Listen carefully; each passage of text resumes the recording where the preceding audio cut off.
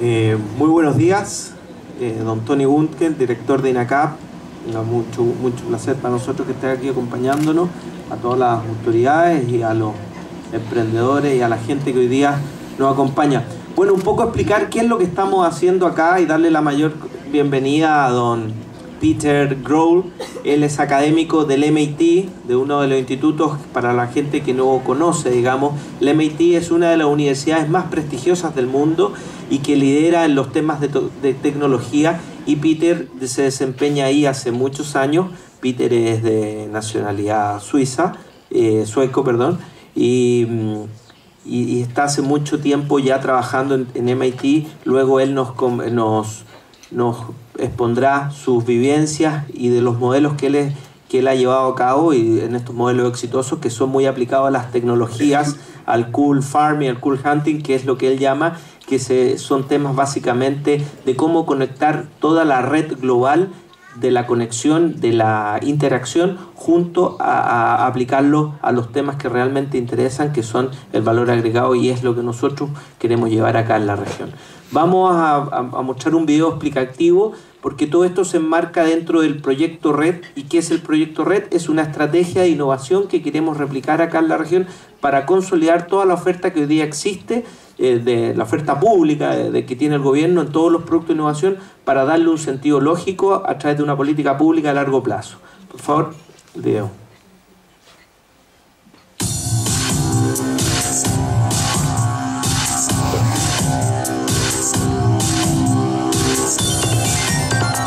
Hoy te damos la bienvenida a una nueva forma de ver el futuro.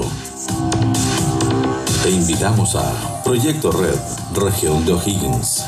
La innovación en regiones.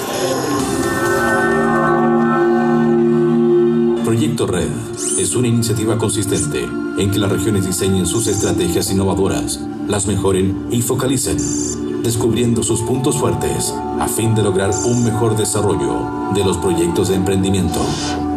Hoy, un gran sector del país participa en una iniciativa regional en el que todos estarán conectados. Los innovadores, académicos y el gobierno.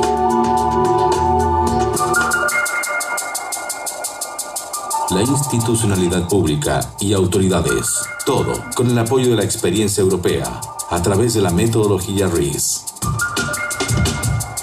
Con el modelo RIS es posible determinar la oferta de conocimientos y tecnologías disponibles en cada región, así como las necesidades de las empresas que, en su búsqueda de innovación, demandan esos conocimientos y tecnologías. Proyecto Red es el perfecto vínculo para conectar el aprendizaje y la colaboración a fin de lograr aumentar la descentralización y crear un sistema regional de innovación. Potenciar a las pequeñas y medianas empresas mediante la innovación. Y lo más importante, aprender que la innovación está disponible para todos y hoy es una necesidad.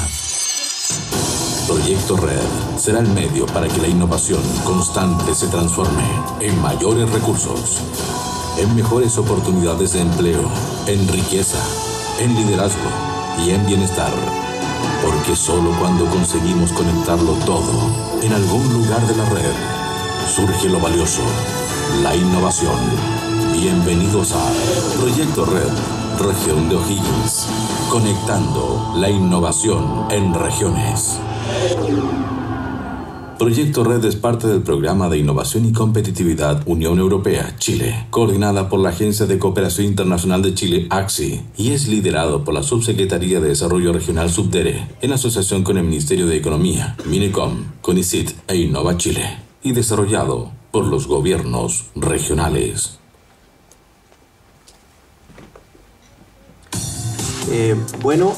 Como veían en el video explicativo de qué es lo que es el Proyecto Red, yo quisiera un poco comentarles que este Proyecto Red, lo que les decía hace un rato atrás, se enmarca dentro de una estrategia regional de innovación.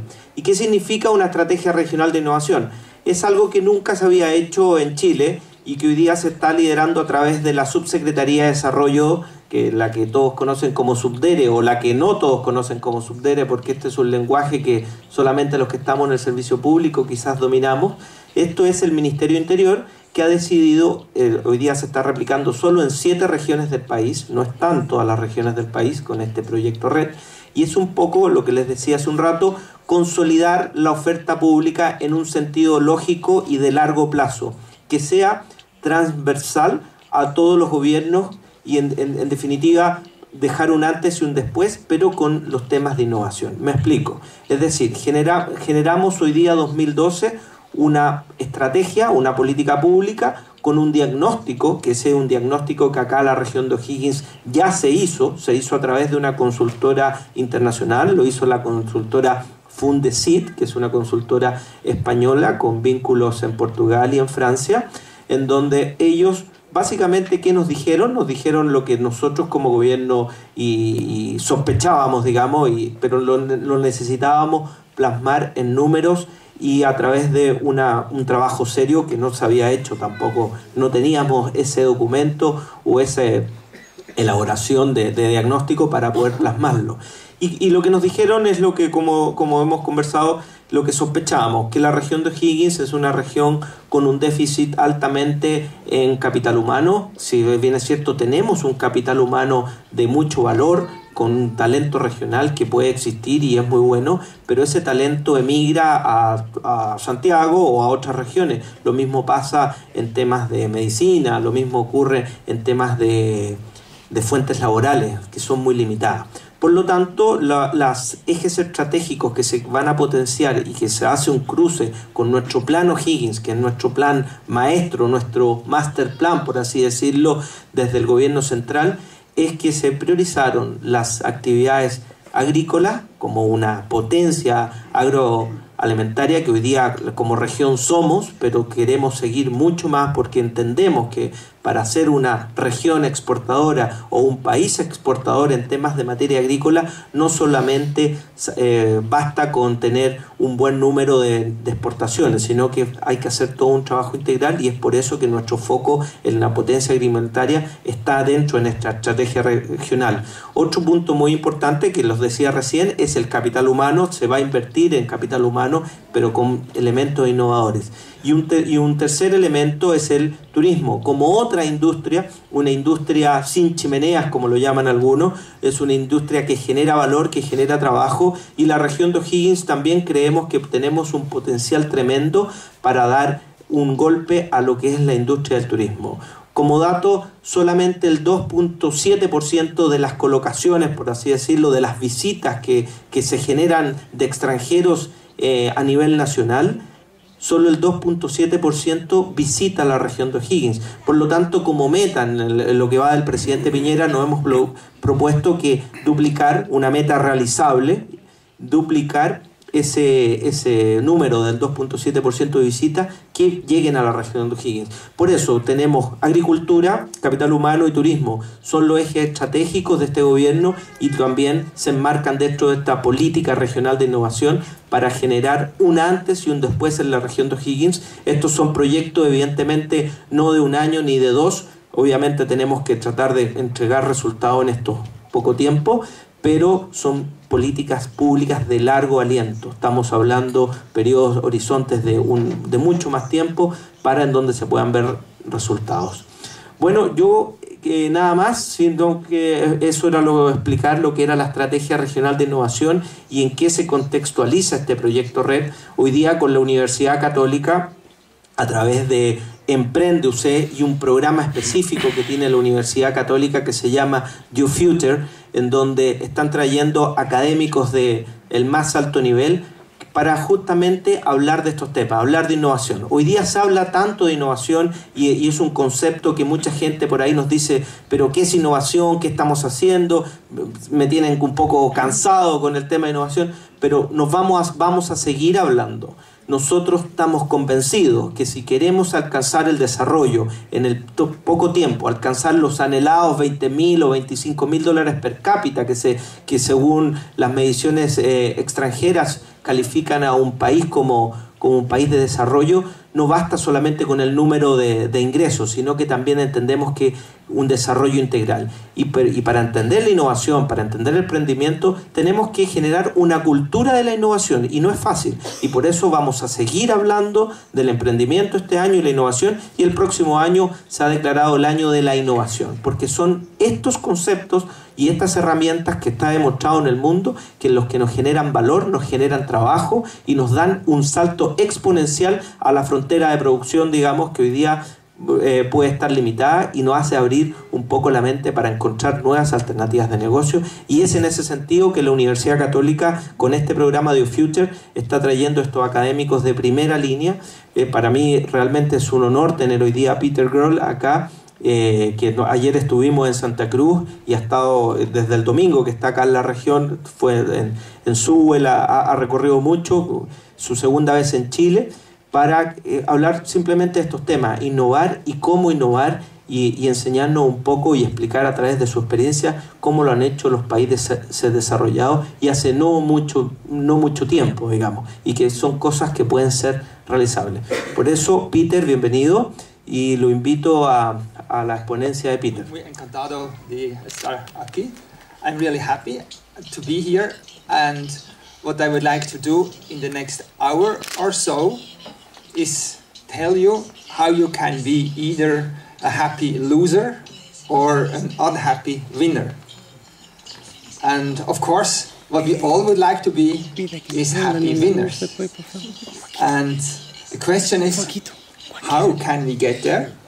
And my answer is all of us. Collective intelligence, large groups of people, and working together. Now, one answer to my first question, how are we happy losers and unhappy winners, is that if we are embedded into close groups of good friends, that makes us happy. But unfortunately, that's not good for our success. If, on the other hand, we know large groups of loose acquaintances, that's good for success. But it doesn't really make us happy. So, how does this really work? And that's the topic of my talk. I would like to tell you three things. First, the principles of redes de innovación, which I call creative swarms or swarm creativity, enjambre, and that's enjambres of swarms of bees, but also swarms of humans. And what we are doing, we are studying those swarms of large groups of people and trying to find the ways how they innovate, how they create new ideas. And if we have found those swarms while they are creating their ideas, we can try to predict what they are doing. So we are trying to predict the future, and this finding of cool trends, that's what I call cool hunting, and helping those creative groups succeed, that's what I call cool farming. And so those are the three things: swarm creativity, enjambres, cool hunting, and cool farming. And we can, those creative swarms, they existed since mankind exists, but today, with social media, with Twitter, Facebook, Wikipedia, it's much easier to become a creative swarm, and it's also much easier for us to track those creative swarms. And so, let me just show you an example, and I don't know whether that works from long distance. Well, it does, that's good. So, we studied one swarm, Occupy Wall Street. I'm sure you know that one also. And we looked at online forums, at Twitter, at Facebook, at their websites, and then we constructed the swarm. And what you see here is Tea Party, that's one half, and Occupy Wall Street, that's the other half. And most of the time, innovation comes from diversity, and innovation comes from conflict. And that's what you see here. We see the blue dots at the bottom, down here. Those are the Tea Party people, and they are relatively hierarchical. They follow the orders of the Tea Party leadership. And then we have the yellow dots in the center, and those are the Occupy Wall Street people, and this swarm is less organized. They self-organize their meetings. And then at the top we have Tea Party and Occupy Wall Street, and they are fighting with each other. And by the way, each of those dots is a person. It's a Twitter ID, and whenever somebody retweets another person, we draw a line. And that's how we have constructed this picture. And I'm just showing this to explain how easy it is to find those creative swarms, and how nicely they come out of it, and how those basic principles work. Now, in order to understand creative swarms, I need to give you a very short introduction into social networks and social network analysis. And here we have one picture of such a social network. It's a picture of jazz musicians, and each of those little heads obviously is a person, and each connecting line means two musicians are playing together. And now what we would like to do is find the people that create the new trends, because cool hunting means cool hunting for cool people. And if we have found the most influential people while they are creating their ideas, we can predict whether they succeed or not. And that's what I mean when we are predicting the future.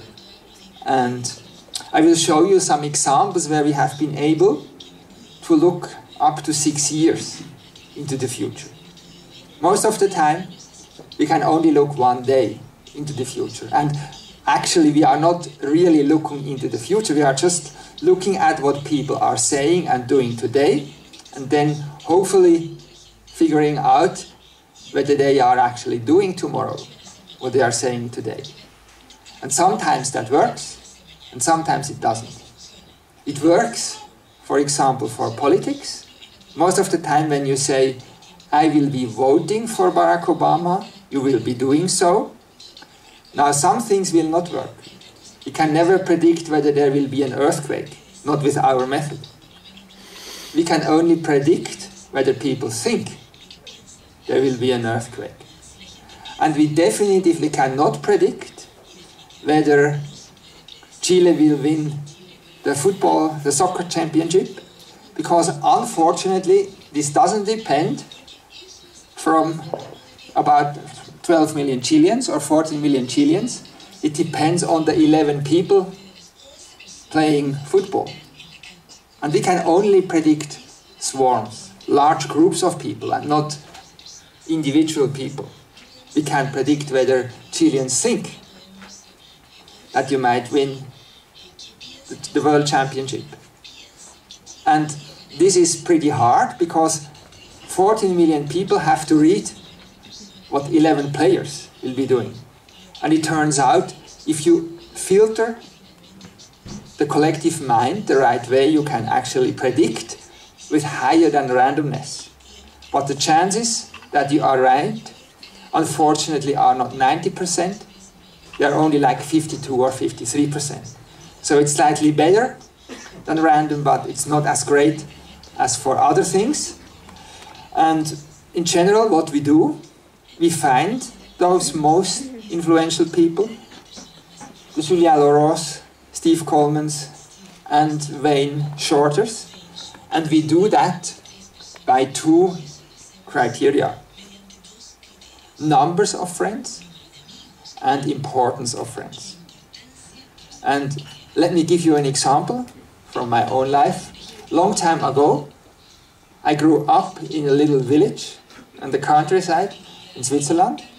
If I had stayed there my whole life and been part of the soccer club, I would be a happy loser, so to speak. I would have many friends, many good friends, but they are all in the same little town, so they wouldn't really give me a lot of influence. So just having many friends makes you happy. That's what we found in social network research. It's called embeddedness. But what you want is the position that Steve Coleman is in. You want influential friends. You want to be between other important people, which is something which mathematically is very well defined. In my own example, leaving my little village and going to the US, and now that's hypothetical, I'm neither a friend with Barack Obama, nor with Bill Gates, nor with Warren Buffett. But if I were, it would make me really influential. If I would be between those two, then I could really change the world. And so those are the two metrics: numbers of friends, which is called my degree centrality, and importance of friends, and it's called betweenness. How much are you between other important people? And so this is basically what we are doing. Cool hunting means finding those most influential people, and the earlier in the game of innovation, of cool idea creation we find them, the better for us. Now I would like to explain this by the example, my own example, again, a very long time ago, 1991. I was a postdoc at MIT and working in the field of computer science and working on a system called CyberMap, which I was presenting at an academic conference in San Antonio in Texas, and then I met this guy here. And probably most of you do not know who that person is. His name is Tim Berners-Lee. In 1991, nobody knew him. Today, he's Sir Tim Berners-Lee because the Queen made him a Sir because he was the creator of the World Wide Web. Only in 1991, at that particular academic conference, he had submitted a paper about the system called the World Wide Web. And I have to admit, shame on me, I was part of the program committee as a young aspiring academic, and we had turned down his paper because we thought this is a really stupid idea and it will never succeed. But Tim didn't care. He just came to the conference anyway, and because his paper was turned down, he brought a big pile of hard copy papers, and that's how I met him, because he was from CERN, Geneva, Swiss organization, and he had figured out from my name that I must be Swiss. So he asked me whether he could put up some flyers on my desk, because I had carried my big Mac. At that time it was much bigger, so I had shipped it to San Antonio to demo my system, and he put up some flyers on my desk, which of course I was happy to allow him.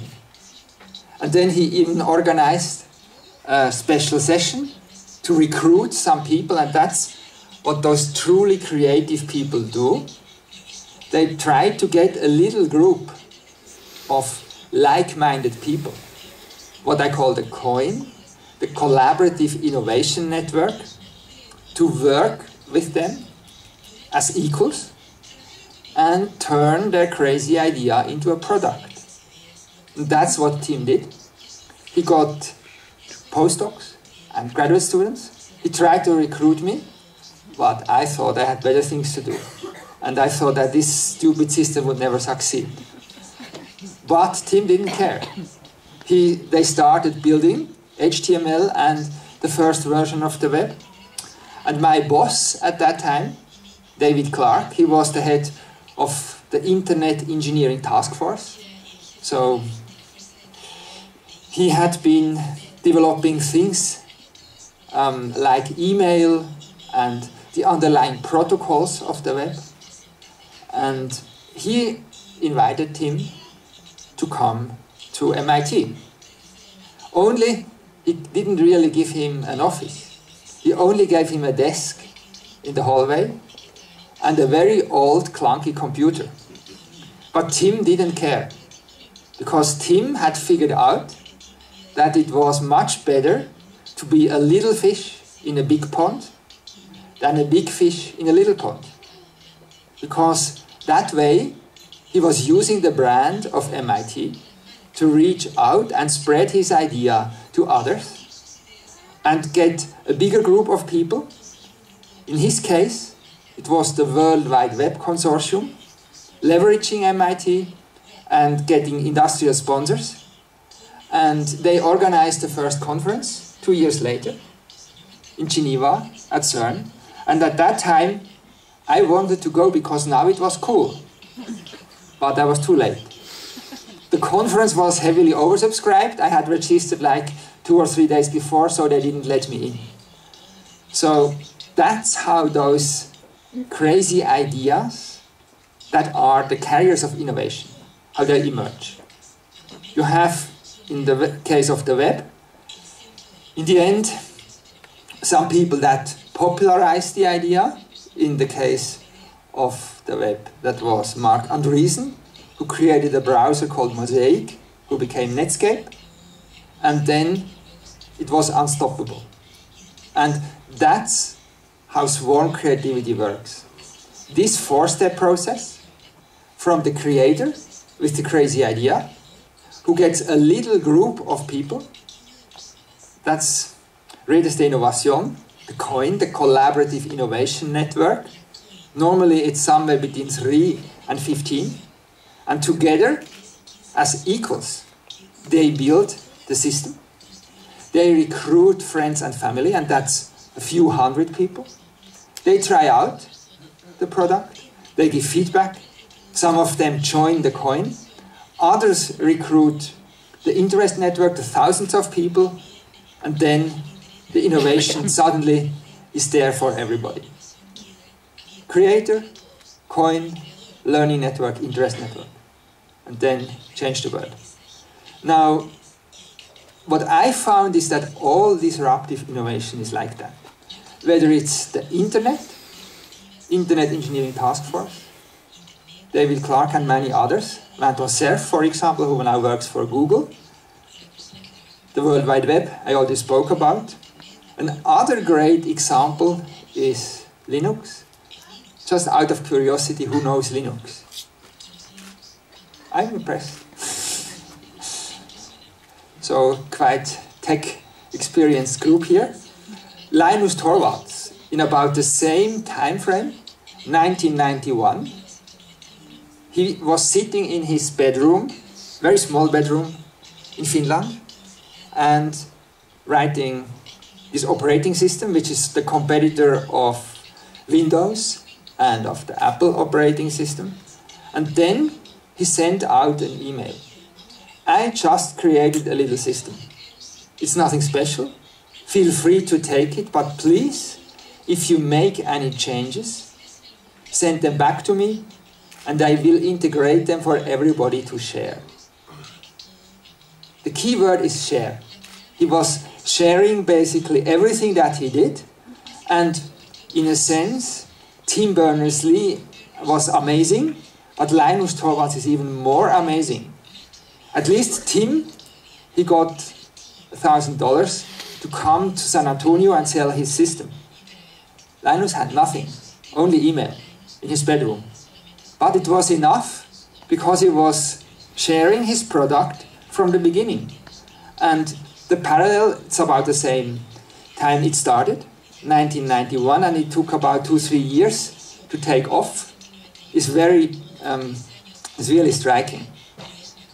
And this is one of the keywords sharing for disruptive innovations.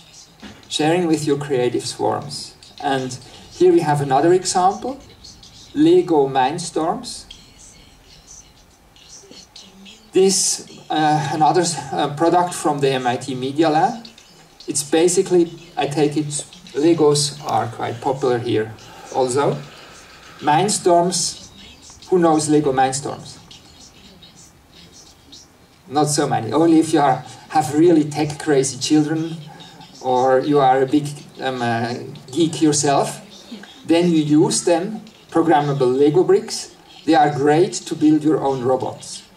And the point is that when Lego brought out Mindstorms, it was protected, copy protected and owned by Lego, but it was hacked in the first week. And then Lego either could persecute the hackers or it could embrace them. And for 1 month, Lego didn't know what to do, but then they decided to embrace them. And it's great, because now all the product development is done by hackers for free. Same as with Linux or the internet or Wikipedia. And the trick again is sharing. In the case of Lego, they are a for-profit company and they make $1 billion of sale a year with a product with basically zero marketing. Because their swarm does all the advertisement for them. And if you look at other things, like Google or Facebook, it's the same thing.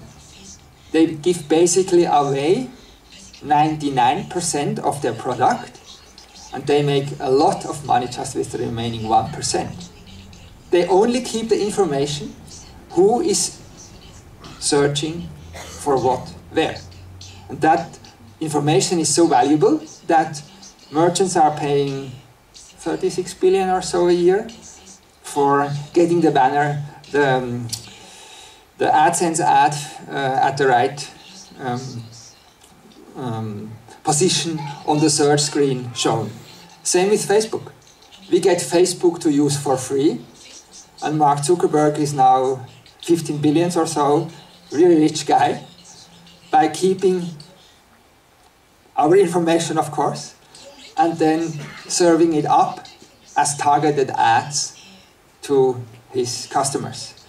Again, the key word is sharing almost everything.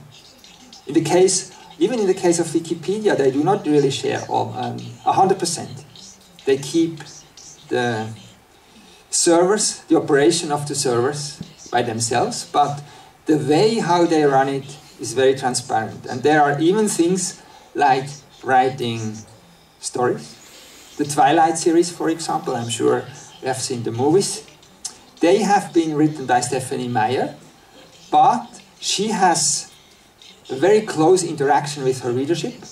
When she was, I'm not even sure whether she writes now more books, but while she was writing her books, she was always interacting and asking her readers what direction should the plot go. So she was tapping into the swarm and let the swarm decide how the book should progress. And then there are things like snowboarding or mountain biking, and even there, this is all developed by the creative swarm. So now the question is, what's the difference between Linus Torvalds, Tim Berners-Lee, Stephanie Meyer, Larry Page, Mark Zuckerberg, those guys, and the rest? And for that, I get very much inspired by the bees, because we also have cool hunting bees. And cool hunting bees, they do what is called the waggle dance. And it has been researched for the last 50 years, and it's now quite well understood. We have this one bee here, and she's waggle dancing and tell her other sisters about the greatness of her idea. And the question that I have been asking myself, how does the human waggle dance look like? And my answer to that was using social network analysis. And so, observing Tim Berners-Lee, and I started with looking at email. I got the email archive of the World Wide Web Consortium. I also got my own email archive. I used to work for Deloitte, and they gave me permission to to study all their email, and I looked at their network. Very similar to the Twitter network that you saw before. And so the first question, or the first point that sets Tim Berners-Lee apart from the rest is degree centrality, between centrality. Having many friends and having important friends. And you can look at that by just studying email. Twitter wasn't there when we studied it, but we studied Twitter for Chilean student movement, Movimiento Estudiantil in Chile, and the movement is ruled by Camila Vallejo. She's really like the bee queen in the center, and everybody is retweeting her tweets, and everybody is twittering about her. So I could show you a picture which looks very similar to Occupy Wall Street. The point, network structure. Next point, speed of response, interactivity. And again, that's something that in electronic archives you can measure extremely well, but we also measure it face to face. I work with Sandy Pentland. He's a professor at the Media Lab, and he has little devices like this one here. We wear them around the necks. You would be wearing one too. And then it would measure how much we look into each other's eyes, whether I get close to you or I go farther apart. It also measures how excited I am, because I think it's very cool. The accelerometer, like in the iPhone. And finally, it measures turn taking. Do I let you speak, or do I talk, and you have no chance to speak? And this interaction pattern, that's the second criteria. That is different for those most innovative people. And we studied it first in email, and you can actually try it for yourself. If you are gone from your BlackBerry or iPhone or email for a week, it's very hard, I know. I couldn't do it I really suffer when I don't have this device for one day, or actually probably even a few hours. But assume you are gone and you come back and you have 100 messages waiting for you. And the 3 you pick out first to read, that's Tim Berners-Lee. Those are the most important people. And that's one thing which we can measure very well. We can just take those most responded to people. And it's also the other way around. Probably not today anymore, but 15 years ago, Tim was super responsive. Not only did he share everything that he was doing on the web, he was using the web to develop the web, but he also responded to emails very quickly. And so this average response time, that's a great predictor of those most respected people. The faster in an organization everybody responds to you, the more important you must be. So that's criteria number 2. And criteria number 3, degree of sharing. And not only in the sense of Linus Torvalds and Tim Berners-Lee, but also shared language. If we want to find a coin, we can look at Twitter, we can look at Facebook walls, we can look at email messages. You could also capture your words with those devices, but don't worry, we are not doing that, because people don't like it. But if we look at email of groups, we see that if we have a coin, an innovation team, they develop their own vocabulary. It might sound Spanish, it might sound English, but they start using acronyms, abbreviations, and using words in very particular ways. And You can experience that for yourself when you are thrown into a new group. You have to speak much more. Once you know each other, you become much more efficient, because just a few words will tell the other person what you mean. Because you have your own abbreviations and languages. And for example, stockbrokers, they talk about long and short and bull and bear, and it means something very different from the rest of the world. And that's true for any field. If you look at chemistry, pharmaceuticals, and so on, computers, you get your own acronyms and abbreviations. And so cool hunting means finding for the most connected, looking for the most connected people. How quickly do they respond? How quickly are they responded to? If I send an email to Bill Gates, who cares? If Bill Gates answers my emails 30 seconds later, I must be truly important. Unfortunately, he doesn't. But that would be the example. And if the group uses all the same language, then they are creating something cool and new together. So that's the Tim Berners-Lee's. And they collaborate in groups, not like the one you see here, where we have number 65 in the center, and all the others need to communicate through 65. And by the way, this is an actual network from an analysis we did for a German bank, for a marketing team. They were wearing the badges, and we measured how they spoke to each other. And we found very typical patterns of innovation, I will come to that look like that. We do not have a star structure where the boss is in the center, but we have like a little diamond structure where everybody talks to everybody. And that's much better for innovation. And so if you want to take one sentence from my presentation today, it's don't be a star, be a galaxy. And by that I mean, don't communicate in a network like that, where you own all the connections, but are not introducing your friends to each other, but in something like that, where you are embedded into clouds of other people, like a galaxy. And this also makes the point that if you share your friends, it's called social capital, then other than financial capital, if you spend it, it's gone. Social capital, if you spend it, you get more. So sharing your social capital really is a good thing. And if you look at your own Facebook network, I'm just showing you mine, you will probably discover a very similar structure.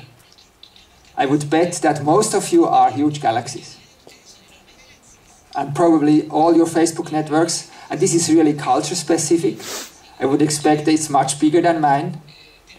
Swiss people are not that extrovert, so I have a somewhat modest Facebook network. I would expect Chilean people have much bigger Facebook networks, but still, you can see the galaxies, you can see the clusters, the groups of other people, and they probably are a trace of your former life.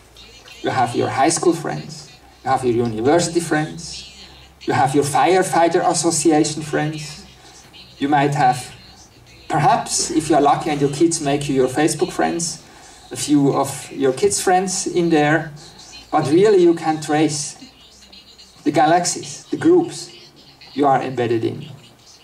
And you can also do that with email. And again, my own email network, and that's what our system does. We take email over extended periods of time. We watch movies of how those things change, and we can find the coins, and we can find the galaxies.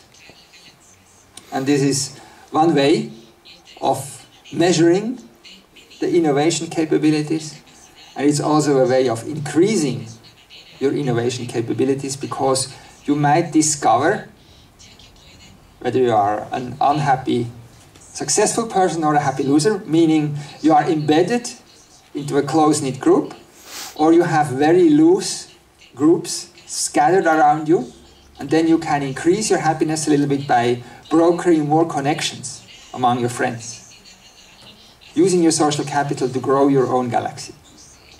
So that's the basic idea of swarm creativity, and now let's look at how we can use this to find cool ideas by finding cool people and help them to be even more successful by cool farming.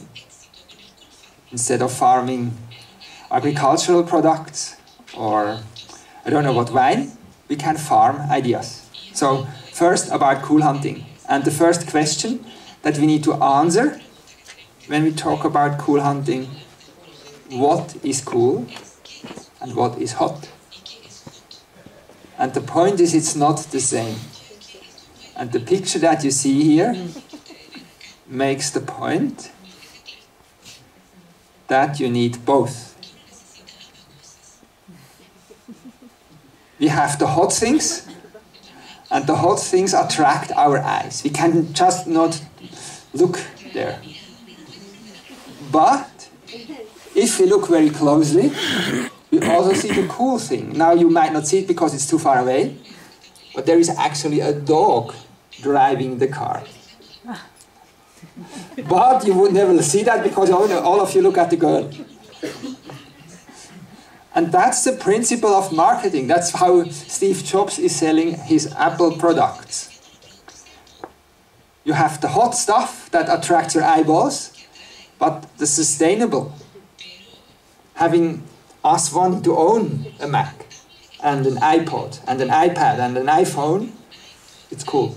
Because it's cool. And cool is really, it goes much higher. And it helps us to solve a problem, and in a sense, it even helps us to be happier. Think about how you use your iPhone, it makes you happy. You want to communicate, you want to have your SMS, you might feel stressed, but still, it's all about connecting to other people. And if the explanation for this difference between cool and hot really goes back a few 100 million years. Looking at our brain is split into 4 areas. We have what is called the reptilian brain, and that's instincts, and that's hot. We can't just not help it. When we see a hot girl, we have to look. And that's why we need hot too. But when we have our product, adding hot to it is easy. We just find a model, and she presents our stuff, and then everybody looks. The cool part is the hard part. Making it cool, find your swarm, and again, that's part of our brain, because we have the mammalian brain, little furry animal. We have the monkey brain, and that's rationality. And then, and that's, monkeys don't really have it, but only humans have it, we have the social brain. Dolphins have it, and elephants have it, and humans have it. Because we are super social species. We want to be together with others. And that's where the coolness part comes from. It's this frontal lobe here, which for humans is very well developed for wanting to be part of a community. That makes us happy. We are really unhappy when we are in isolation.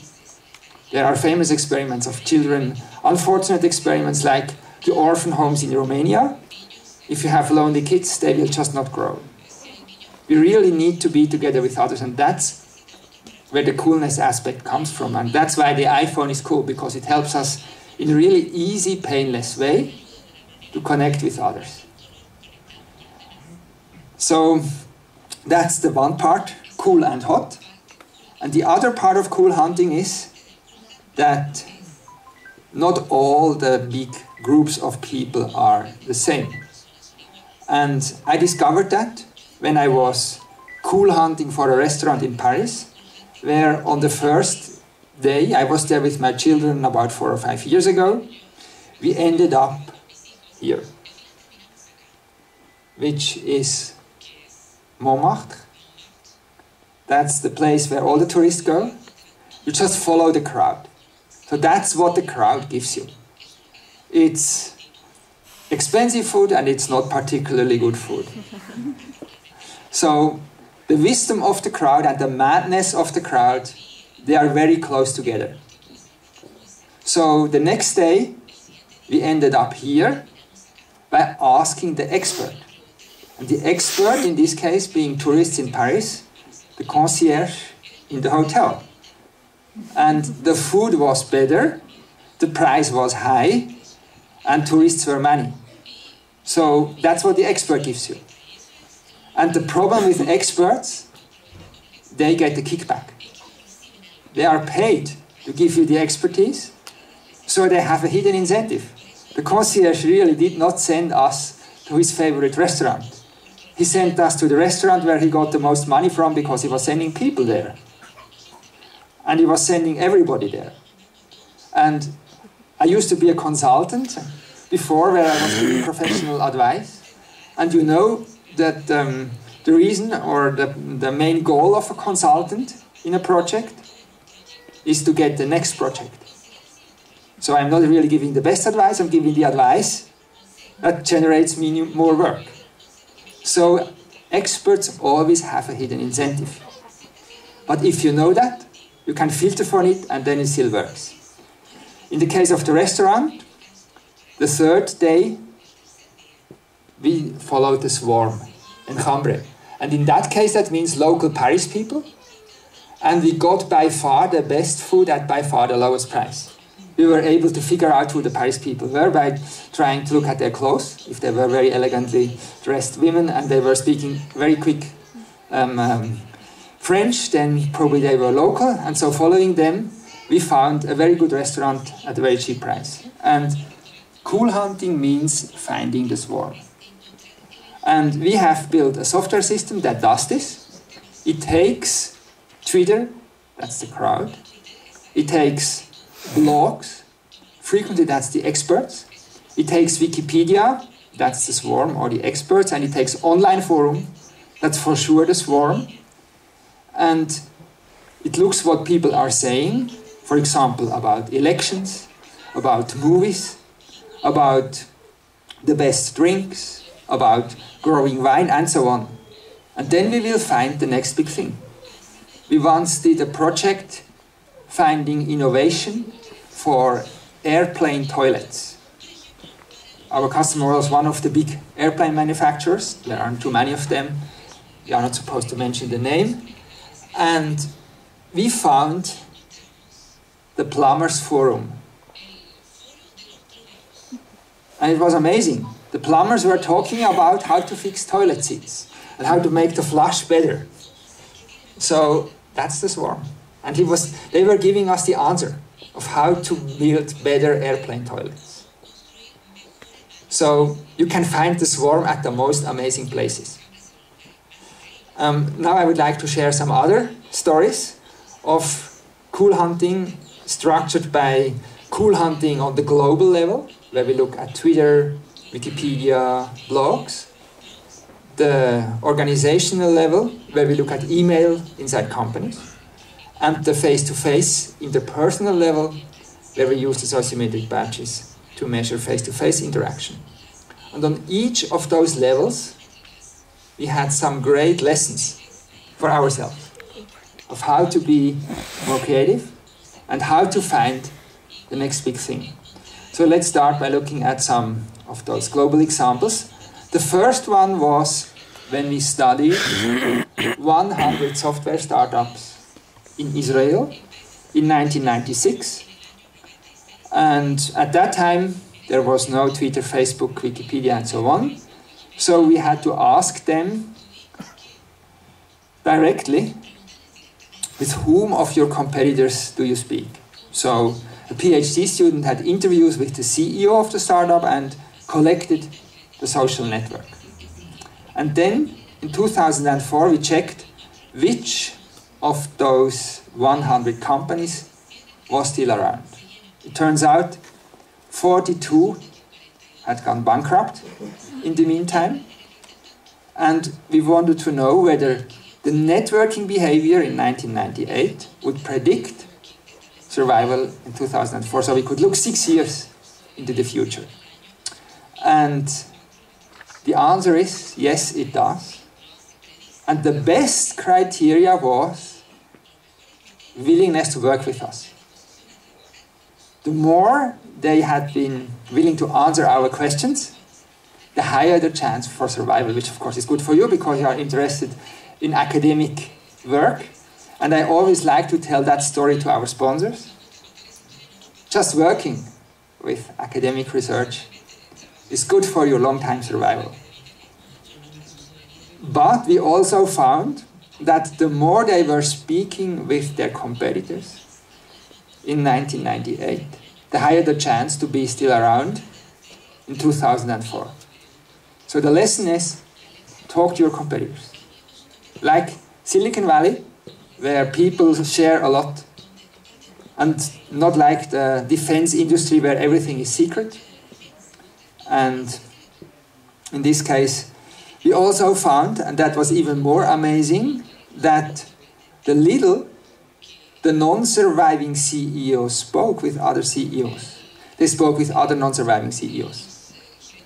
Which tells me that sometimes we know things where we don't even know that we know them. And we have done other experiments with those badges in hospitals, where we gave them to nurses, and they put them around their necks, and then they were interacting with patients right after the operation. And it turns out nurses know whether somebody will recover quickly or not so quickly, because their energy levels and their speech patterns are different. And they predict very well the length of the recovery. Which again tells me that the nurses didn't really know that consciously, but somehow they would feel whether somebody was a problematic case or would recover very quickly. So that's lesson number one. One can never really communicate enough with each other. And so we wanted to know whether that's true also in the virtual world. So, and we looked at the network like Facebook or LinkedIn. We used one in Germany which is called Xing. And we traced 15,000 startup entrepreneurs in Germany through their profiles in Xing. And then we wanted to know, again, this time we didn't really wait 6 years, we only waited 18 months. If they had many LinkedIn or Facebook friends, would they be more successful or less successful? Now you might think many friends is good, but it turns out the opposite is true. The more LinkedIn friends they had, the less successful they were. On average, entrepreneurs have like 2 to 5 times more friends than non-entrepreneurs because they know you have to network. But the most successful entrepreneurs had proportionally less friends than the non-successful entrepreneurs. And the bottom line is, don't waste your time with online networking. It's useful, but what counts is face-to-face interaction. And the exception, we looked at elite networks. And I guess in Chile that would translate to Universidad Católica. In the US it would be Harvard or MIT or Stanford networks. And there it turns out the more friends you have that are also from Harvard, in particular if yourself you are from Harvard, the better you will do. And in that case, the online network and the number of online friends that are from the same, it's called stratified, meaning elite, the same elite group, that predicts your success.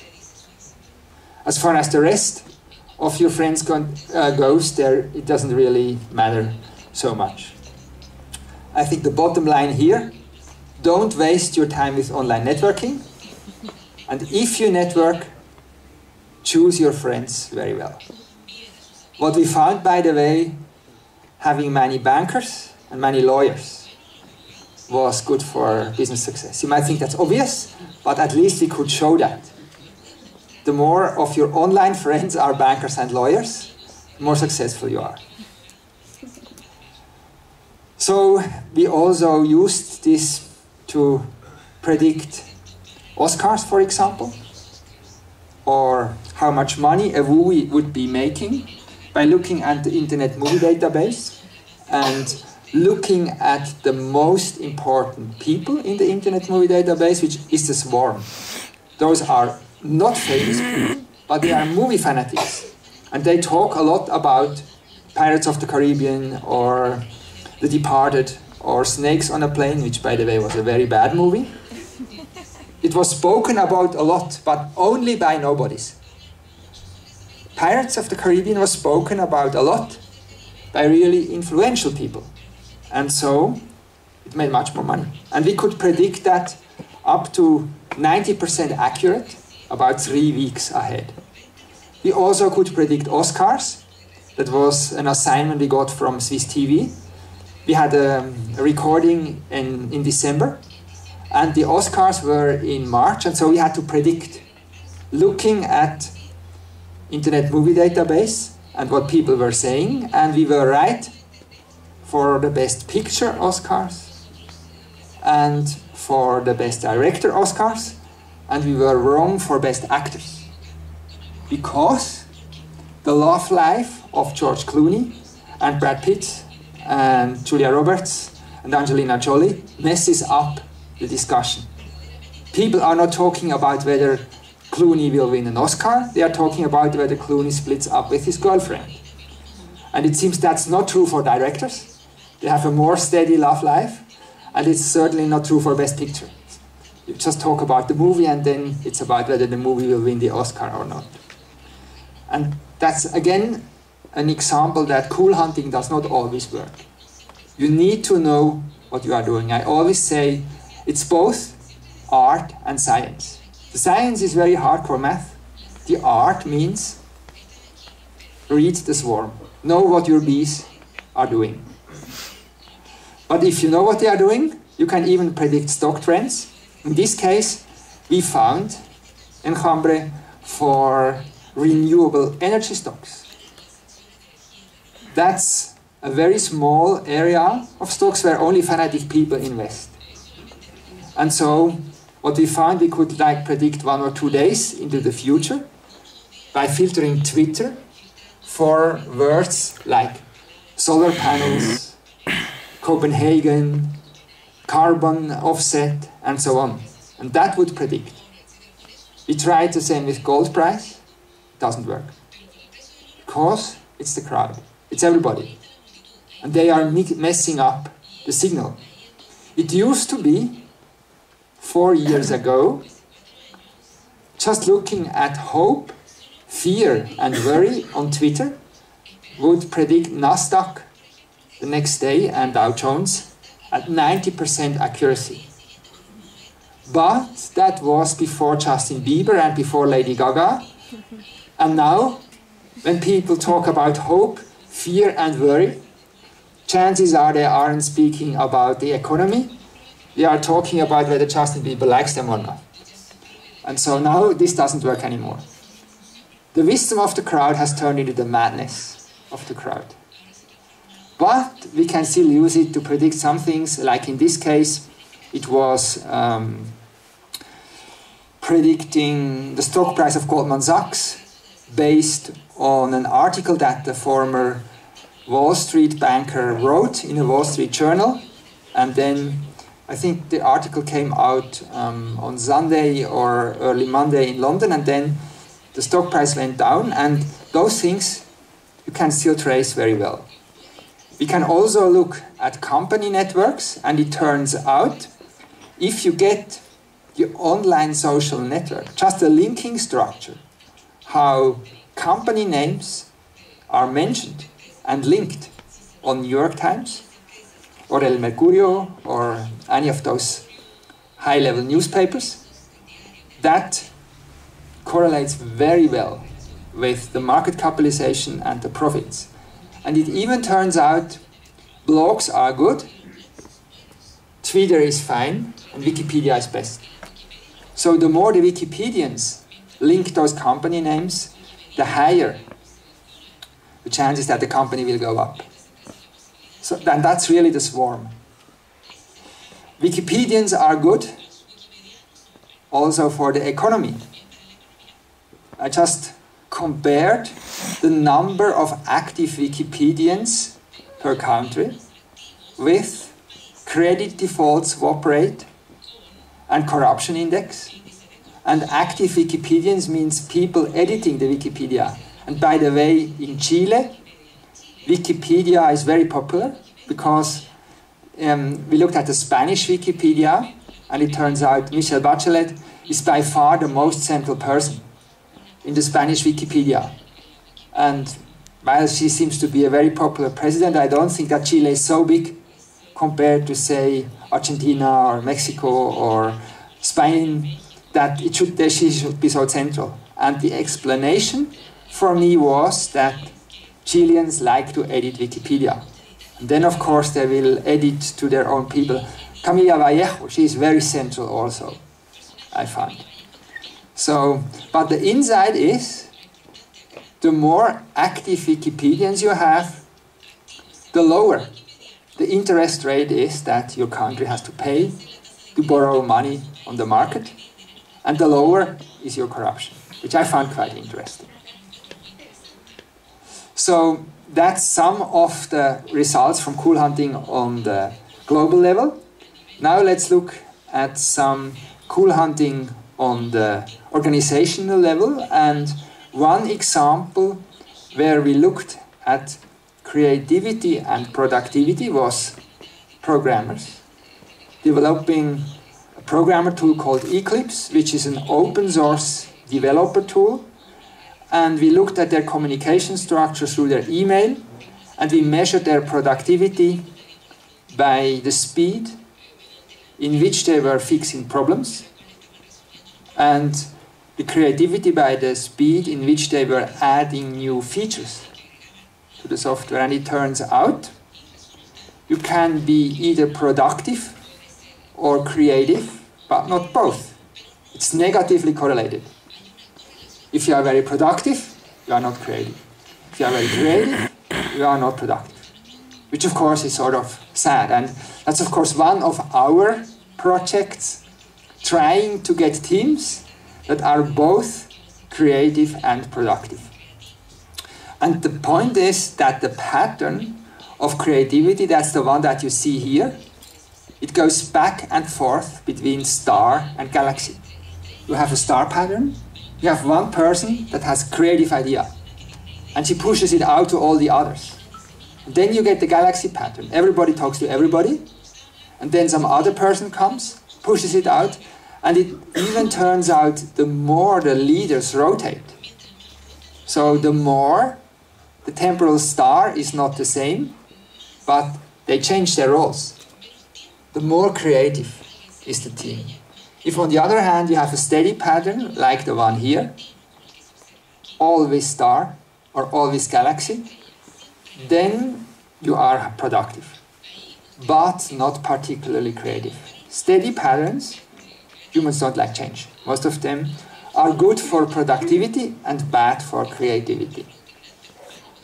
So that's something to consider when you want to have your collaborative innovation networks. We have looked at many networks inside companies. The process usually is we get some communication archive, we construct the social networks, and we compare that with some metric of success. And we are doing a very big project with Cincinnati Children's Hospital. That's a big hospital in the US, in Cincinnati, obviously, with 15,000 employees.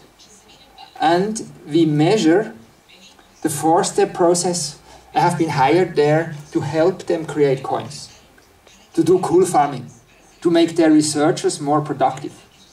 And the credit really goes to Peter Margolis, who was the mastermind in that project, who wanted to create coins of patients of chronic diseases, doctors of chronic diseases, researchers of chronic diseases, and caregivers, the parents, and the family members.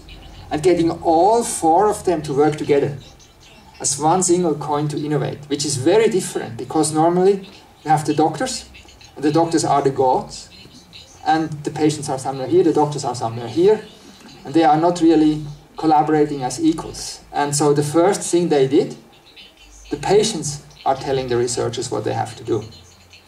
But I'm bringing this example because you see here how we get the mailboxes of those researchers. And in the beginning, we have Peter Margolis, the centralized leaders, Michael Seid, and they kick off the project, and you see other groups around them. Then we get the rotating leadership, because we were doing some brainstorming workshops, face to face, because that's so much better for exchanging ideas, to come up with new ideas. Then they did their waggle dance.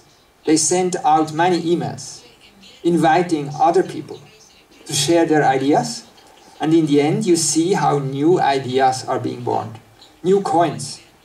This is really a perpetuum mobile. It's a never-ending story of creating new ideas. And measuring that, mirroring that, showing rotating leaderships, showing leaders when they are too dominant, rewarding new galaxies when they are being created. That's what cool farming means. It's this 4-step process. From the creator, to the coin, to the learning network, spreading ideas, sharing them with everybody, to the interest network, which gets new coins. And it will never end. This is a circle that goes around over and over again. Here you just see an example of such an email analysis in Cincinnati, where we had a team which didn't work very well in the beginning because it was broken up into 3 subclusters. We showed it to them, and we measured it a few months later, and suddenly the structure changed, and it got so much better connected.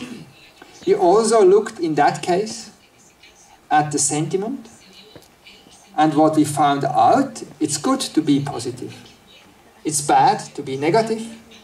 It's best to be honest. That means combine positivity and negativity. And I'm guilty of that myself. Swiss people try to be nice. Americans try to be nice. I guess Chileans try to be nice too.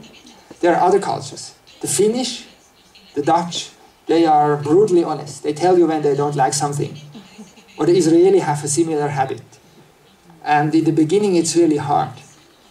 But for working together efficiently, it's so much better, because then you know where you are at, and here we really could measure that. We did another project with a big Indian outsourcing company, where they have 40,000 employees and only about 40 customers or so, because their customers are very big. They do outsourcing for Bank of America, for Daimler Chrysler, and so on. And so what we got is the mailbox of their account executives, and then we compared that with something which is called Net Promoter Score. It's an invention of some Harvard Business School professor. You basically just ask your customer, how likely are you to recommend me to your friend on a score of 1 to 10? And if you say, I'm very likely you are a net promoter. If you say, I'm very likely you are called a detractor. I will never recommend you or called a detractor. And what you want, of course, you want everybody in the highest score. And the point is that the email structure today predicts net promoter score 3 to 6 months from now. The way how account executives talk with their customers will tell 3 to 6 months from now how happy the customer will be. The point is, you need a small team of account executives and customers, and they need to be talking together very intensively, always in about the same level of sending and receiving, and it should not be a single person but a little group. And if those criteria are fulfilled, you will get happy customers. That's what we found by looking at those structures.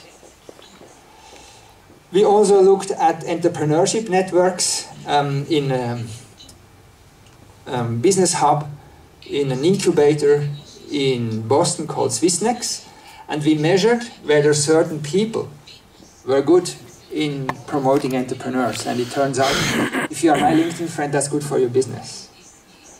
If you are close to some venture capitalists, that's good for your startup. It turns out, if you are close to famous venture capitalists, that's not as good as if you are close to young and aspiring venture capitalists that have to work much harder.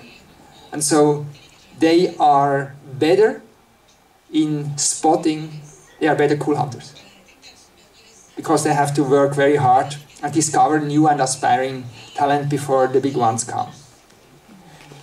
So that's on the organizational level. And on the individual level, wearing those badges, if you would wear them, I would know how introvert, extrovert, neurotic, open for new things, and agreeable you are. But we can also tell how well the group works, how high group trust is. It turns out, the more you look another person into the eye, and the less the other person speaks, the more you trust her.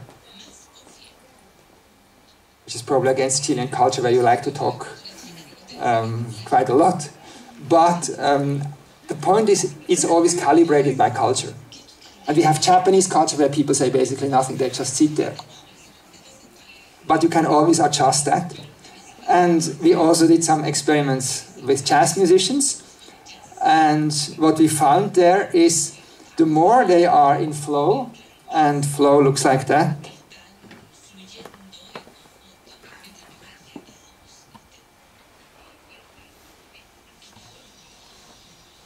Can you have the music?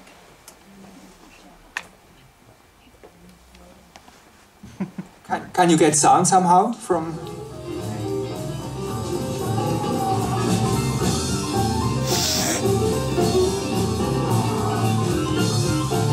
So the point I'm making here, if they are swinging and dancing in parallel, and they were putting our accelerometers in their pants, the stronger the applause of the audience. The more a group is in flow, the more the energy levels swing in parallel, the higher the output. And we also found that with research team meetings, and the signals are very small. It's just like you nod with your head, and the other person starts nodding also, and the more of those moving in parallel you have, the better for your team. So this is a very small signal of cool farming, but this raises in the end the question, what can we learn from most? Is it the ants or the bees? And personally, if I look at ants, for me that's more or less like it was in the Middle Ages, because they like to steal, they get a lot. I mean, they are amazing in the way how they organize their swarms, but it's still somewhat the old business model, so to speak, of the Vikings, robbing stuff from others and taking it for themselves and feasting on it. And if you look at bees, that is very different, because there the bee goes out and collects the honey, and while she collects the honey, she even does good for the rest of the environment. So that's why I like the bees much better. And that's why, for my cool farming, I like to put it on the metaphor of the bee, where, to come back again and repeat the process of before, we have the creator, that's the queen bee, so to speak. They get a little group that works together with them as an equal, the coin, they get the bigger group, the learning network, and in the end, they get the interest network. And that's, in the bee world, we have the bee queen, and she never gives orders. She only sets examples. And then we get the cool hunting bees. They go and hunt for honey. They go and hunt for new hive locations. And they are always working in rotating leadership. Once they have found their sources, they do the waggle dance to attract others. And in the end, they also spread the attraction pheromone to find the location. And so, to resume, this means don't be a star, be a galaxy. And looking at some of the lessons that we have seen so far, we need a strong core group that works together very closely. And I even call that the 1-9-90 rule. We have 1% of the people that does 90% of the work, 9% of the people that does 9% of the work, and 90% of the people that does 1% of the work. We discovered that in Wikipedia, and by the way, it's true in beehives too. The cool hunting bees, out of 10,000, is only a few hundred. We don't know that, but bees is a very segmented society. Not all bees are equal. All bees share in the results of the swarm, but it's cool hunting bees that do all the work. And the same thing here. We need those coins. We need rotating leaders. We need to be very responsive. And for yourself, if you want to take one lesson of it pays to listen to others. In fact, we did one experiment measuring collective intelligence where we had 600 or 700 people doing group tasks, and what we found is your individual IQ has nothing to do with your group IQ. However, there are three things that will predict whether your group is more intelligent than others, and the first one is letting other people speak. The second one is being emotionally intelligent. And we used a test where you only saw the eyes of people and then you had to guess whether they were happy or unhappy. And the better people were in guessing each other's mood by just looking at the eyes, the higher the collective IQ. Now, I was very bad in that test. But I'm in good company, because all men are bad in that test. That's criteria number 3. The more women were in the group, the higher the collective IQ. Now, I don't know whether if you have only women's group that still applies, but as long as we have mixed group, that's certainly good for the group. And I think with that, I would like to close, and thank you very much.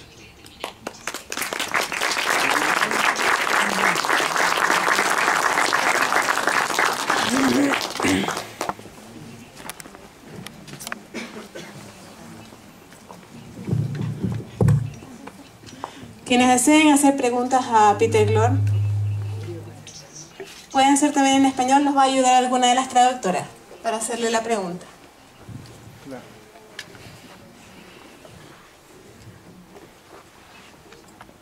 Hola.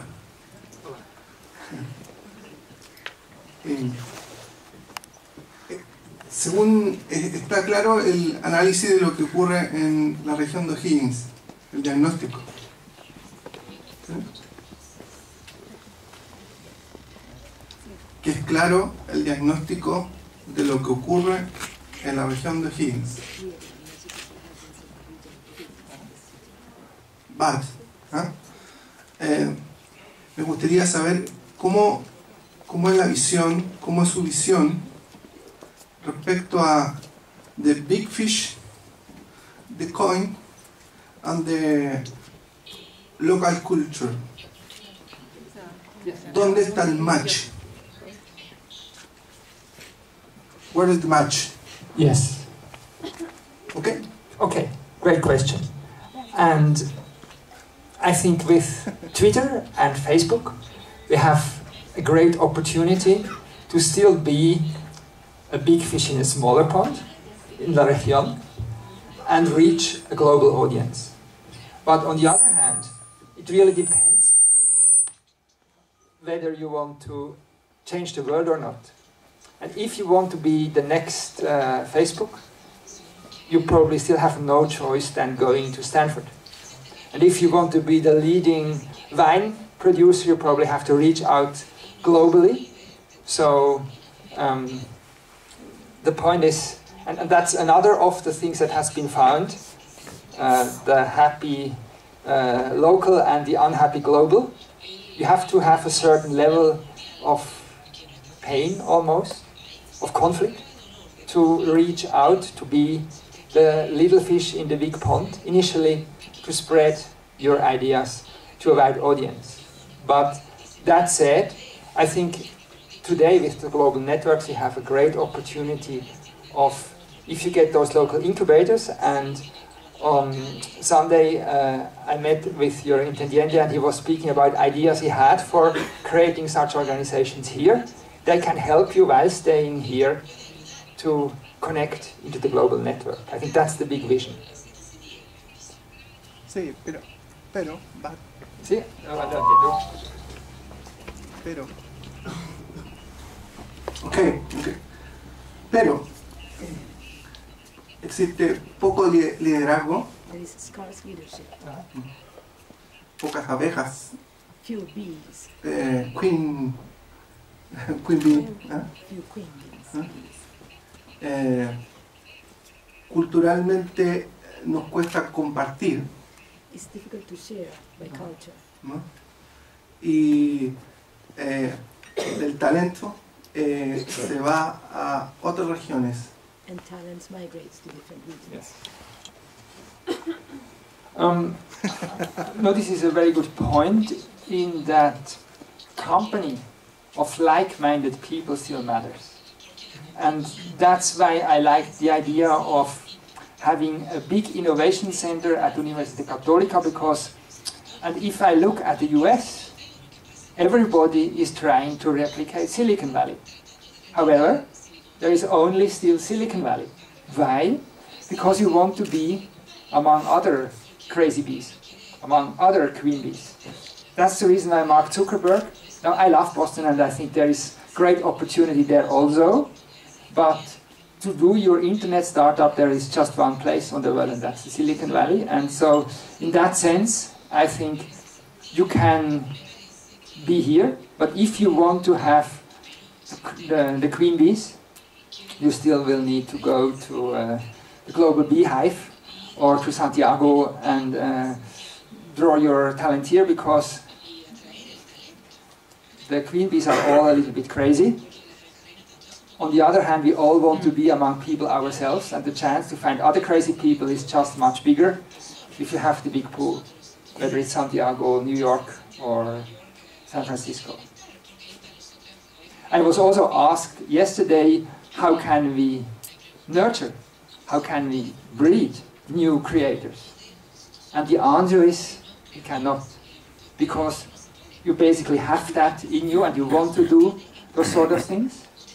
But what we can do, we can create the environment that supports it, that lets those people pursue the crazy ideas. And I have heard of some program from the Chilean government where you want to get others from outside Chile to do startup. I think they pay $40,000 if you do a startup and you get somebody from outside Chile. And that's what you have to do. You have to get diversity and mix ideas. And in your case, if you want to export your agricultural products, then if you team up with somebody in the US or in Europe or in China, then that's the way to go. That's how you can reach out of the little pond.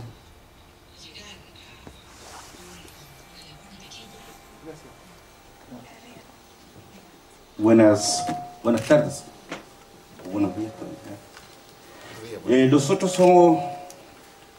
soy presidente de una pequeña agrupación de flotistas acá de Rancagua. en donde lo primero que hicimos fue seguramente aprovechar un poco los medios nuevos de comunicación, que era Internet, y utilizamos el Facebook. Apareció como un asunto de empezar a integrar gente y conocer más gente. De hecho, conocimos mucha gente acá en Rancagua a nivel nacional y a nivel, ahora estamos a nivel internacional, conociéndonos también con otros gente. Nuestra colmena son como los floristas. Hoy día tenemos una red florista. Tenemos cerca de 3.800 amigos de nuestra agrupación que están en los 5 continentes. Lo que nosotros hoy día trasladamos básicamente quizás a lo mejor no es mercadería, sino que trasladar más que nada todo nuestro conocimiento que tenemos, que es muy difícil a veces de traspasar. Traspasamos diseño, compartimos diseño a nivel mundial. Y eso lo hicimos ver, lo que nos ha traído como consecuencia que el lugar físico que hoy día estábamos trabajando no es el adecuado. Bajo el gobierno regional, hoy día estamos a pasos de cambiarnos de lugar, y el lugar va a cambiar. Vamos a hacer un nuevo lugar que en el fondo va a saber atraer nueva gente acá en la región y podernos convertir en un lugar turístico para la región, que estamos incluso haciéndolo con escultores para tenerlo como con un valor agregado. Creo que estamos en el camino correcto, y creo que, y fundamento, que esto, más que nada lo que es la nueva tipo de comunicación que tenemos, es lo nuevo, y es lo que a nosotros nos falta todavía por desarrollar. Nuestra pregunta es, ¿qué podemos hacer más todavía? Well, as you said, I think you are perfectly on the right track, and giving advice without knowing the details is really hard. And moving around physical flowers, of course, is always a problem, and somehow moving them as designs or higher value products and attracting people to come here as tourists, those all seem like perfect steps to do, but I wouldn't really know what precise advice to give you other than getting as much connected. I mean, that's one of the lessons that we have found, but you are already doing that, and showing your products as much virtually, teaming up with other flower producers, getting access. I don't know whether you are selling to the big flower markets in the US or the flower markets in Amsterdam, and No, local. Local. So you are not exporting the flowers outside of Chile? Importamos. Se importa a nivel de... They import some. Ah. Se importa. Y es un comercio local, más que nada Yes. al comunal. Okay. Yes. Yes, that makes perfect sense. I think one of the problems is that by airplane it's relatively long to go to Florida or to Amsterdam, and so sharing the ideas or sharing more transportable goods is certainly a great idea. That's what I found. Out of need breeds innovation. But I'm sorry, I can't give you more specific ideas. Sí. Hola, mucho gusto. Mi pregunta, tú hablabas de la rotación de liderazgo. Bueno, acá en Chile muchas veces se tiende a hacer prevalecer los liderazgos o aquellos que estén a cargo de las funciones para poder trabajar y proyectar trabajo a largo plazo. Si nosotros proyectamos un liderazgo que sea constantemente rotativo, ¿cómo se podría proyectar ese trabajo a largo plazo con plazos definidos a 4, 5, 6 años tal vez, para poder desarrollar productos o servicios que perduren en el tiempo? Y con respecto a lo que tú hablabas de ir rotando constantemente, ¿Cuáles son los plazos que se recomendarían para rotar ese liderazgo y no cortar esos trabajos a largo plazo o mediano plazo que se puedan establecer?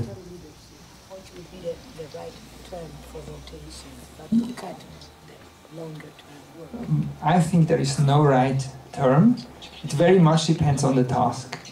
If we look at the outsourcing company, they wanted steady leadership, but it's not really innovation that they are providing. It's just call center services. And the more steady the leadership was, the happier the customers were. Innovation is very different. You need to have turnover. If you look at R&D, at any of those high-tech companies, people do not have long tenures. They go, and then, like the bees, they fly from one flower to the next, and they inseminate, and then they go to the next. I have, for myself, I'm not sure whether it's true for others, but I'm told that a Harvard professor found some similar thing, the 3-year rule of creative individuals. Meaning that if you are at one place for 3 years, you have the chance to make an impact, but then you get bored and you hit the glass ceiling, then you, like a flower, like the bee, you move on to the next, and then it repeats. And that's what I have been seeing a lot. If you are too short, you cannot have an impact. You can tell great things, but you will never not be able to see that it really has an impact. Hola, buenas tardes. Me declaro una novata en el tema de las redes sociales. Las comencé a utilizar hace bastante tiempo, pero con una red de amigos muy pequeños, que principalmente eran familiares que estaban en el extranjero, con los cuales y amigos que queríamos tener contacto. Era un grupo muy cerrado. Hace un par de meses comenzamos un emprendimiento con mi hermana y vimos en esta plataforma una buena manera de dar a conocer nuestros productos. Entonces he tenido que aprender a abrir mi mente y aumentar mis redes sociales, mi networking. Entonces en estos 3 meses he podido aprender los gustos de nuestras consumidoras y varias información que he podido obtener. Y por eso que me gustó mucho el concepto de cool hunting, ¿ya? Que para mí es nuevo y que me gustó aprenderlo acá. Entonces hoy día yo estoy con la siguiente problemática dentro de este tema que hemos estado hablando. Es cómo logro que hablen de mi producto más de lo que están haciéndolo hasta ahora, ¿ya? Eso es lo que hoy día a mí me interesa, que ellos compartan la información que yo les doy, pero estoy trabada, no sé cómo hacerlo. ¿Cuál sería mi mejor estrategia para ello? Gracias. Well, the short answer is make it hot and cool. Meaning, find the swarm and make it appealing to them. But of course you can help it, and all big companies have social media marketing these days, and it means finding the influencers on Facebook. Facebook, by the way, is the best platform for this. We have, our colleague of mine has done some research comparing email marketing and spam and Facebook and some other channels, and if your friend shares a recommendation for a product on his Facebook wall or even sends you a message, you are 10 times more likely to adopt it. So if you have a very small business, then the answer is don't follow my rule about not having many Facebook friends. Have many Facebook friends, but they should be good Facebook friends so that they will not just accept you, but they will recommend your stuff on their Facebook wall, and that's the best way. And in leveraging that, get good Facebook friends that have many Facebook friends. And if they will tell good things about you, then you reach not 500 people, but 500 by 500. Hola. Con respecto a la pregunta anterior, mi consulta va por el lado, desde la óptica de un evaluador. Para poder tener un emprendimiento siempre conlleva hacer un plan de negocio, un estudio y un mercadeo antes de, y para eso es necesario tener un presupuesto asociado. Entonces, desde la óptica de un evaluador, me interesa saber qué opina al respecto de las políticas de evaluación de un proyecto, si es necesario ser más disperso, abrir un poco la creatividad a la evaluación y a la recepción de nuevas ideas. Comentaban dentro de tu charla que muchas veces habías tomado una idea como una idea tonta, un proyecto que no podía fecundar, digamos. Entonces esa es la idea, saber un poquito si es necesario cambiar estas políticas, si es necesario ampliar un poco y diversificar el tema. Eso. Well, in a sense, there are no silly and crazy ideas. And also, sharing is good. Sometimes it's very clear you have the unique idea, and if you share it, it's gone. And then you should keep it. But if you are in that position, you will know it. If you don't know it, that's my rule of thumb. When in doubt, share. But sometimes it's very clear to me. Like the source code of our Condor application we will not share because that's our unique value proposition, doing this prediction stuff. But all the ideas and all the concepts and the books, where you can read all of the things that they have spoken about, we are sharing.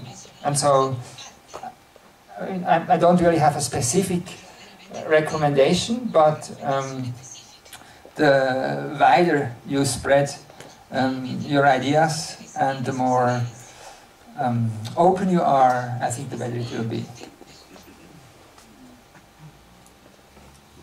Hola, buenos días. Me llamo Mauricio Barcos. Soy presidente de la Cámara de Turismo de San Vicente de Aguatagua. Y yo, bueno, como estamos recién empezando, llevamos un mes recién creada. Y queremos saber cómo podríamos, qué estrategia podríamos hacer a través de la abeja, ya que me interesó bastante, para potenciar el turismo aquí en esta zona. Ya, ese es cortita, pero comparación con la abeja, ¿ya? Para poder potenciar acá en la zona de turismo. Gracias. Do events like this one connect among the tourism entrepreneurs, and you know the rule that if you have one restaurant in isolation, you will never have guests. If you have 20 restaurants all together, you will have much more. And so that's another thing where sharing is really a good idea, because the fancier, the more you invest into the beehive, the more the individual bee will get. And it starts with sharing knowledge. It starts with building the beehive, the connection, the community. And I think events like the one that we are having right now is a great opportunity. I'm sure you're doing a lot of that already. And it's combining the face-to-face. And in that sense, you have really strength here because you are together and you know each other. And then you can try to get outposts and recruit Japanese tourists or Chinese tourists or Russian tourists or whoever has the biggest checkbook can come here and spend the money. And so I think in that regard, those are all the things that are very useful for building a bigger and very prosperous beehive.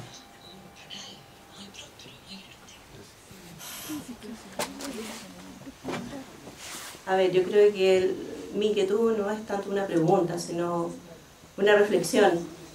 Yo por muchos años he educado personas, o he intentado hacerlo, y justamente yo creo que nuestro lastre cultural es aferrarnos tanto a la estabilidad. En cualquier comunidad, y sobre todo en un aula de clases, todavía un profesor pondera la tranquilidad y tener el poder de mantener a todos quietos. Por lo tanto, se castiga al loco, al innovador y al diferente. Personalmente, yo en 40 y tantos años de vida he tenido que lidiar con perseverar en que yo necesito lo teórico y lo práctico en mi vida. Y ambas cosas son muy importantes. Y son las que me han permitido cambiar las veces que he necesitado cambiar y partir de cero. Es una lucha que todos damos. Yo creo que todavía en nuestra región estamos en una mentalidad medieval, como dijo usted, y seguimos funcionando como los vikingos. Por lo tanto, nuestra necesidad de esconder nuestra última buena idea obedece a que no nos vayan a quitar un tesoro, ¿cierto? Pero resulta que, como usted dijo, tener muchos amigos a veces es no tener nada.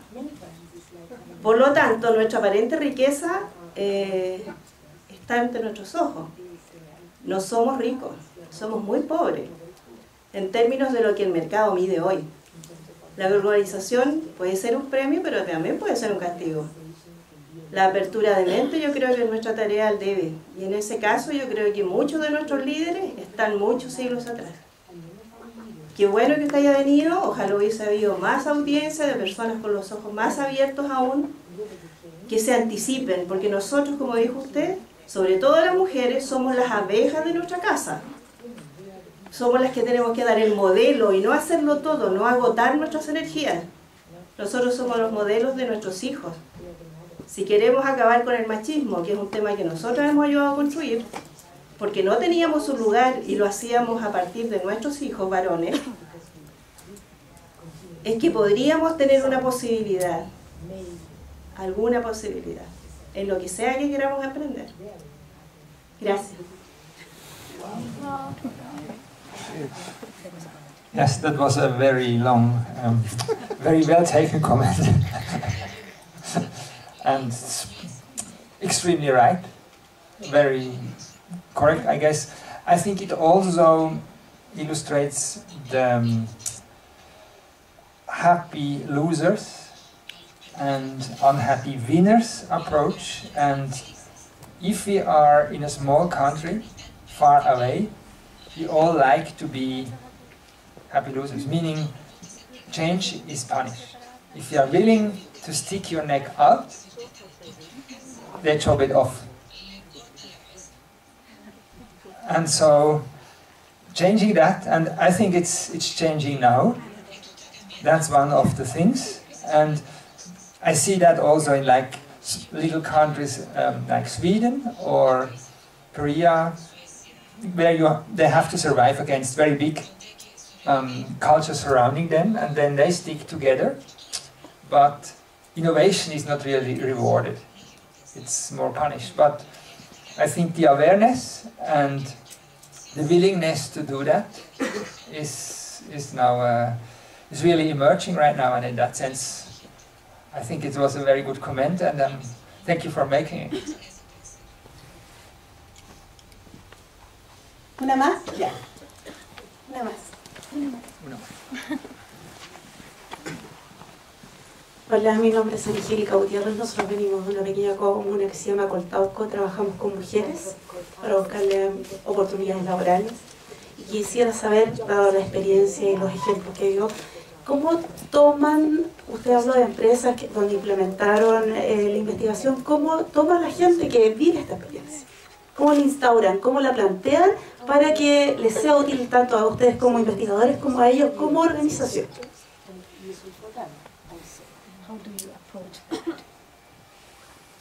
So the question was, how do you approach creating positions for women, or how do you approach the model to people to make it useful for them? How do you make them behave like bees?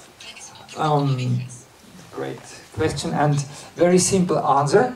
You just show them how different, how far away from the bees we still are. And normally they change, because we tell them what works, and we all want to be good bees, so we will adapt. We call that virtual mirror, and we have defined an entire process where we do that, where we help people to do all of those things. That's what I'm interested in the process. Yes. ¿Alguien más desea hacerle alguna pregunta a Peter? ¿No? Bueno, démosle un gran aplauso a Peter Gloor por estar acá con nosotros. Queremos invitarlos para nuestro próximo evento Proyecto Red, que será en noviembre. Así que para que inviten a todos sus amigos, conocidos, a los sectores en que trabajan, para que vengan y participen de estas charlas que igual nos sirven a todos. Y ahí los invitamos a una...